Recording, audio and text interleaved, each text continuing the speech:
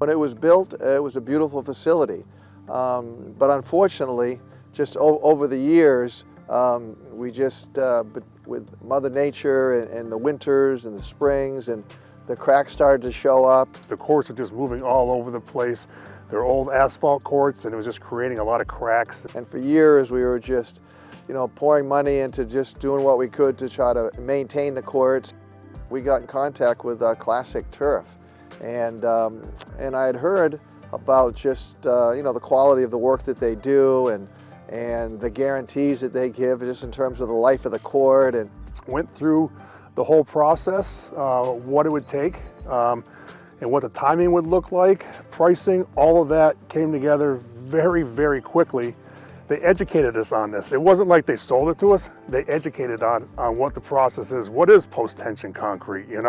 What is this stuff? And so it's like, yeah, this makes a lot of sense. The windscreens are great. Again, it's just sort of the branding, and that we try to put that shield everywhere we can. And to me, it's just like the icing on top of the cake.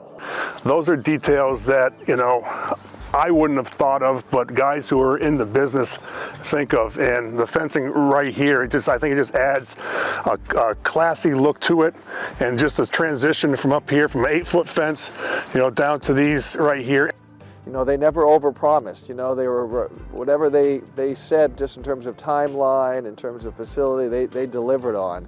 And the coaches just love the surface, and the kids just love the surface. It's kind of easy on the legs, and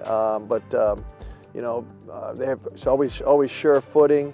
There's no slippage at all. I refer to the front four as like the championship courts. We got those pavilions and everything over there, so people can watch from that angle, but we can also have people over here. So we have true access to all 10 courts. We have no regrets. It's really turned out perfectly. We'd recommend Classic Turf to anybody, and it's both the product and just the service. We're just first rate, so we're big fans.